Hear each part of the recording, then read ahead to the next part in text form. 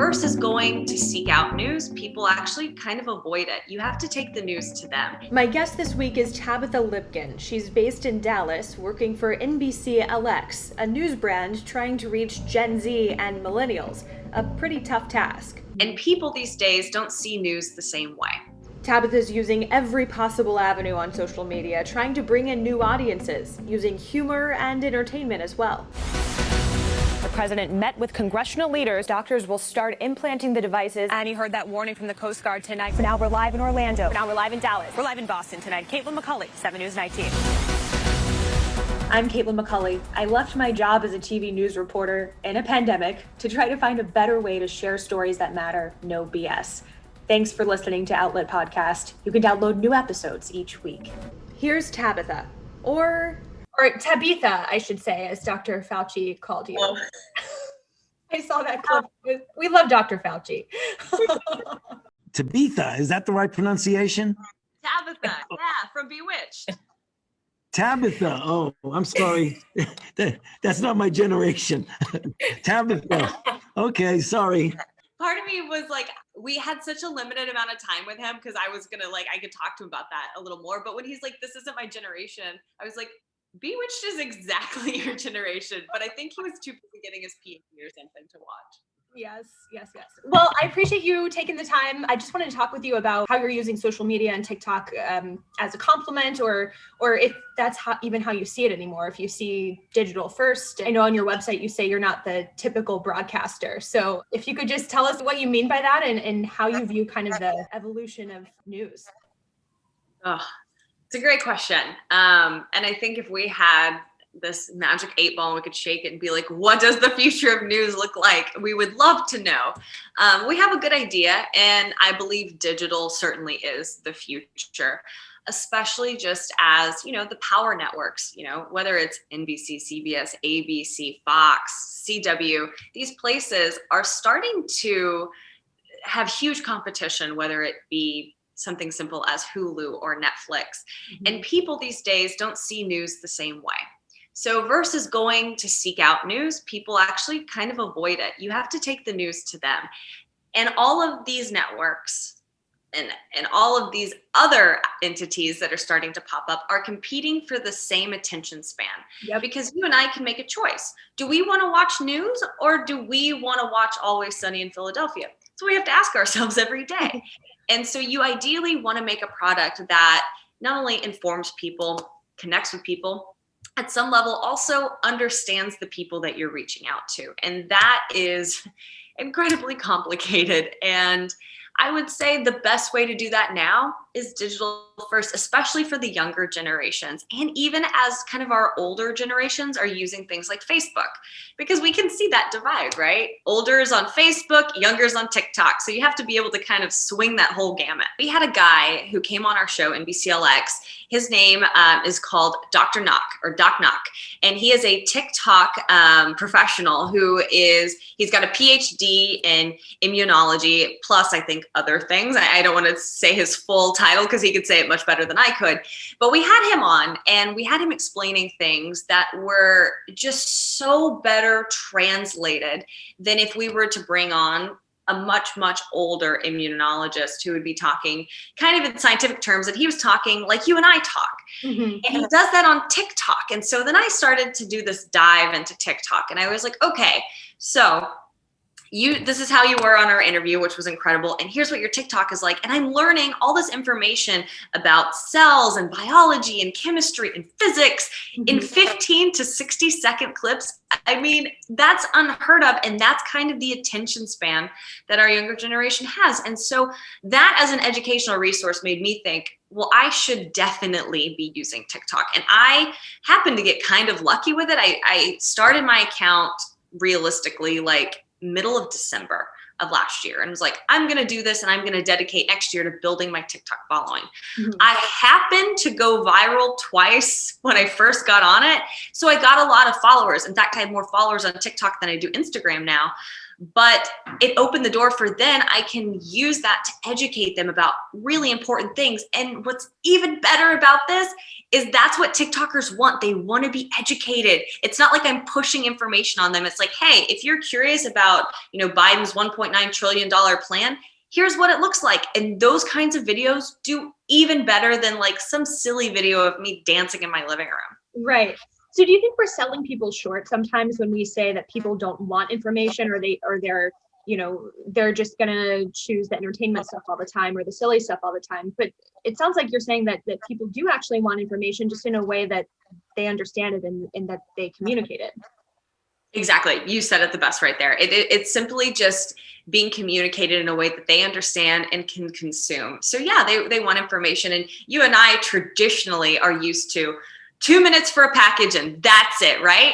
And now the gamut is also, I like the gamut for some reason today. I said it twice now. It's switching both ways.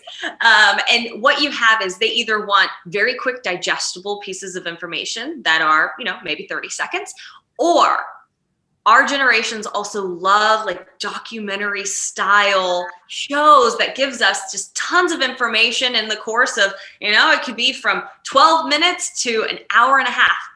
People like it both ways now, but the 2 minutes for whatever, that's not working anymore. No. And I think that, the news voice and the news delivery, that's not working either. Clearly you had a video on that too, which I thought was hilarious. Here's every local news anchor ever.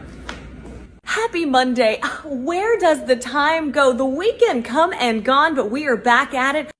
It's Tuesday. Did someone say tacos? Taco Tuesday. It's Wednesday. Happy Wednesday, everyone. Happy hump day. Thursday. You know what we call it? Friday Eve. It's Friday or Friday. You finally made it to the weekend. Yeah, the very classic. And that's because it's not personal. And some, networks realize this quickly. Other networks are still dinosaurs and they don't see that. Like, individuals are going to have personalities. So let your journalists be who they are and then come to work and do their job. They're not mutually exclusive. Yes. And forever it was like, if you want to be a journalist, then you always have to be this way on or off camera. It's not that way. I totally agree. And I think another thing is that when we're trying this idea of being unbiased and totally having no opinion, being totally neutral, I don't think that's possible because we're all coming from different experiences, different upbringings, different ways of viewing the world. So we're all going to have an opinion. But I don't think having an opinion precludes us from being able to do a fair story.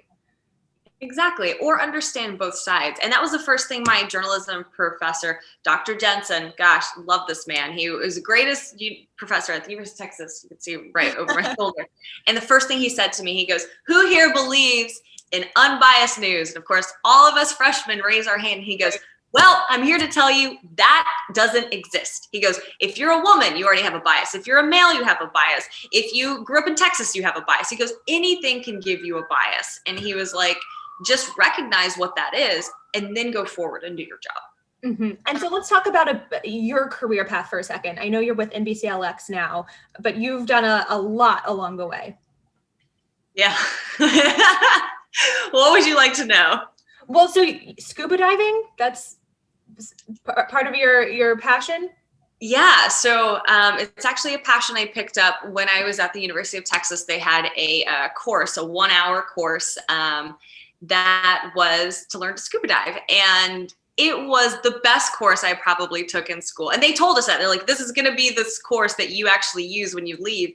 And they were right. And so scuba diving has opened a ton of doors for me. I won Miss Scuba International in 2014, and then I reigned for all of 2015. And that kind of afforded me the opportunity to travel the world and encourage women to scuba dive, talk about ocean conservation, which was already kind of in line with what I was doing as a journalist to begin with. So if you were to look at my resume, I think people get overwhelmed and they're like, wow, this was a lot. But also people don't seem to realize, like, I used to work 80, 90 hours a week. I wasn't sleeping because in order to get to a certain level in our industry, it's tough. You can't give up and you're not going to make a lot of money and you're going to have to do jobs that you don't want to do. But if you always keep your foot in and you always work hard, that will take you anywhere. And ultimately, cream rises to the top. So if you dedicate yourself and you're good at your job, like you'll have more doors that open. Yeah, I was talking to a young woman who's just getting started out in her career the other day, and she's such a hard worker. And I was trying to explain to her just that alone is going to set her apart leaps and bounds. It is. And the other thing is people think like they see this side, right? They see the podcast side, like you and I get to sit here and do this, but they didn't see like when I was sleeping in my car in between shifts because I had an extra 2 hours that day. Like they didn't see those hard things. And I would just say to your young listeners, like learn to do everything, write, produce, edit, shoot. And at first you're going to be annoyed that you have to do all these things and think, well, why do I have to do this? And that person makes so much more money and they get to just sit behind a desk. And you're right. But if you learn to do all those things, that'll open any door you want to do everything that you want to do in the future. And I think what you said about scuba diving, about how that opened doors for you, it may be something that you might not think if you have a passion, whether it's scuba diving or singing or running or doing whatever it is that you do. I think that's also a good point, that being able to do your passion can also lead to things too. Absolutely. And that goes back to the same point of like, it used to be you can't have a personality and do your job, but you absolutely can these days. So in doing so, whether your passion is that you love to water ski, scuba dive, snowboard, maybe you like to paint or write books, do it and put it out to the world and let them know that's part of who you are. What do you like to follow on social media networks, or TikTok? Clubhouse is the new one everyone's on talking about now. Are there particular topics or people that are doing interesting things that you follow the most? Question. It is a bit of a hodgepodge because I feel like I'm interested in so many things. And as you probably do too, because we're journalists, we have to keep our hand in the know of everything. So we've got a whole spectrum. But I really, really enjoy travel journalism. To me, I think international journalism is really important and fascinating. And it's not necessarily something we cover enough here in the US. I think we're really central focused here. And as we should be at the moment, we're in a pandemic. We've got a lot of stuff to get under control. Going on. Yeah, our economy's not doing well. So let's stay inner-focused for now. But when the world gets back to normal, there are so many things happening around the world that we may not think about because of our bubble. And it will really open your eyes. And it also will help educate and inform you on how those things might end up happening in your own country or your own backyard. So I'd say like travel and international journalism are my main two. And I think that also speaks to perhaps why some of these platforms are so popular too, because it gives you an unfiltered window into other people's lives and other people's experiences. Yeah, absolutely. It's a great point. Well, and especially in a pandemic when no one can go anywhere. When we can do anything. I know. So on your day-to-day, so what shift are you working now? Is NBCLX, it's streaming on a channel now? I know for a while it was digital only. So yeah, NBCLX, it's kind of a complicated beast. It is on TV. So basically imagine, and I'll try to break it down in case the viewers or listeners are not in the know of media, but O&Os are owned and operated stations by a network. And so NBC has a handful of what are called O&Os. So these are news stations like here in Dallas, Texas, owned and operated by the network, or Los Angeles or Chicago or New York. And they decided that they were going to put something on their .2s, which is kind of the antenna. Typically, it's a channel that gets ignored. Sometimes it has old reruns of old shows or infomercials, but the channel exists over airwaves. Right. They wanted to harness the power of those channels and actually put something on it. So they started with a vision of, hey, we need to put content on that, news-related content, and then we can, sell out and fill out the middle between there. From there, they expanded to non-O&O markets. So I believe we're in all top 50 markets of .2s, or we're on Xfinity as well because we're owned by Comcast. Okay. So we have our own channel there as well. And then, yes, we're on digital. So you can stream us on lx.com, or I believe we're on YouTube. We stream live there, on Hulu, on Peacock, on almost all of them except for Netflix. And that's because Netflix doesn't do stuff like that. But yeah, we're kind of everywhere now. And the content that you see doing well, is there a trend among the content that's doing the best, do you think? You know what's complicated right now is because of the pandemic. So we launched in May of 2020. So we were head in of a pandemic, and we weren't able to do, I think, the normal, what you would imagine a network or news gathering would do, which means that we stay pretty much connected like you and I are doing over Zoom. And we found that in-depth pieces, whether it be long form interviews, something like this, or doing long form storytelling that's almost like documentarian-esque, that does really well on our platform. And that's kind of how we're different. So you won't really see a 2-minute something or just a soundbite here or there. It's always built out with a lot of context that can take anywhere from 5 to 15 or 20 minutes. That's interesting. And I really like what you said about the fact that there's an interest in both the super short stuff and then also the documentary, which people may not think that would be the case, especially with our attention spans are so limited these days. But is there something about people knowing what to expect? Like, I'm going to commit to this. Like, this is a topic that's interesting. Like this idea that you're making a commitment to watch a certain amount of time. That's a good question. I wonder that too now, because I think it depends on the person. Like sometimes you have to cabinet spider them. That's something that my boyfriend jokes about all the time. It's like, you didn't know there's a spider in the cabinet, but you open the cabinet and now you're looking at the spider. So, maybe whether they know they're about to watch some in-depth informational pieces or not, I think just the idea is just watch, just at least give us, a bit of your time, and maybe you'll want to only watch for 30 seconds, but maybe you'll want to stay for the full 15 minutes. And then we break that down on social platforms anyway that are even more digestible, whether it's Instagram, TikTok, Facebook. But it sounds like the commonality from what you're saying is that it's the communication style. It's transparent. It's as unfiltered as possible. It's more real.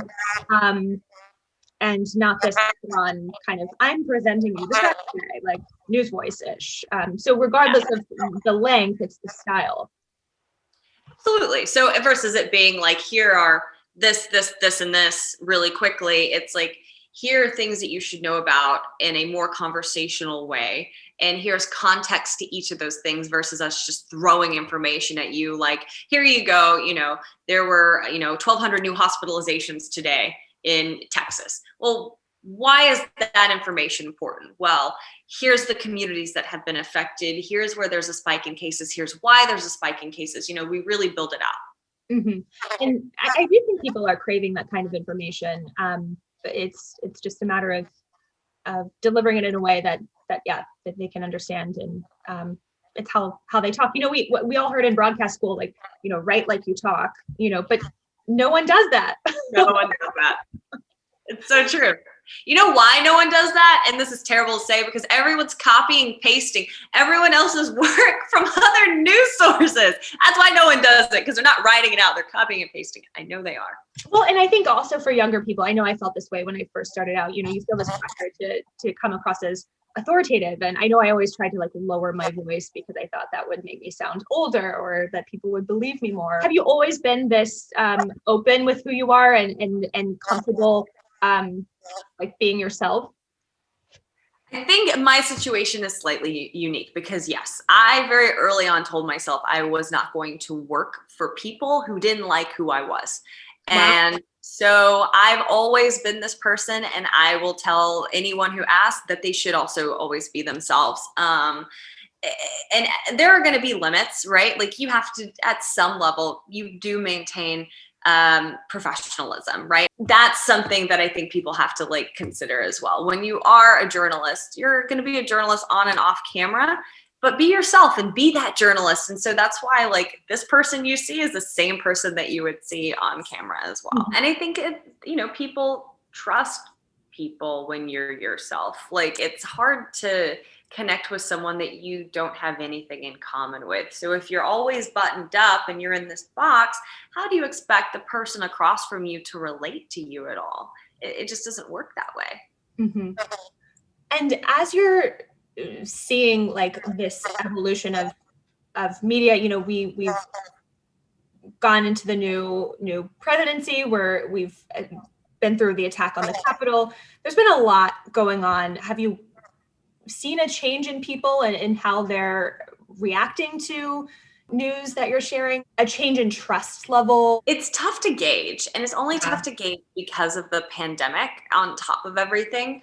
The truth has always been the truth, and no one can change that. That is exactly the definition of fact and truth. This is what it is. People can rotate around it and in their minds manipulate it any way that they want to. But journalists, we're still doing our jobs. And I think that everyone is hungry for facts and information. Mm-hmm. And the trick is teaching people how to decipher this is fact and this is not fact. And that's something that's lacking in our education system. I think this is kind of going deep, but like, unless you went to journalism school, most people do not understand how journalists work. And I think that it's really important that younger generations, and in fact, everyone at this point in time, understands how news is gathered and how it's presented and why we make the decisions we make. I think there could be more transparency just so people understand why. Yes, you can trust us. We are NBCLX.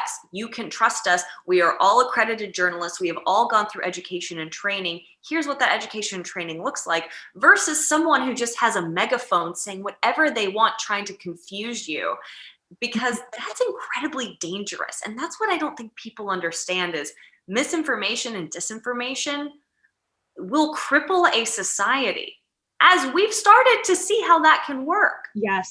Yeah, I think so too. And you make a good point with the education piece. And I just keep coming back to transparency and how I think journalists, all of us, can do a better job. What are you excited about? What's next for you? It's a great question. I think like so many, I don't know. I don't know what's next. I think the number one priority, the number one thing I'm most excited about is this vaccine. And I couldn't encourage enough people to do your research. We do it for you, actually. As journalists, we're going to give it to you. Here's the information. Please get a vaccine. This is the only way that life can move forward. And scientists have been working on this diligently all over the world for over a year now. It's here, it's safe, it's effective. And if we want to go back to ball games and bars and hugging our best friends, this is going to be the key. So that's kind of the only thing that I'm really excited about right now, is just getting on the other side of this pandemic and then getting back to this world that we loved so much of travel and hugs and handshakes. Mm-hmm. We're going to get through it. We are.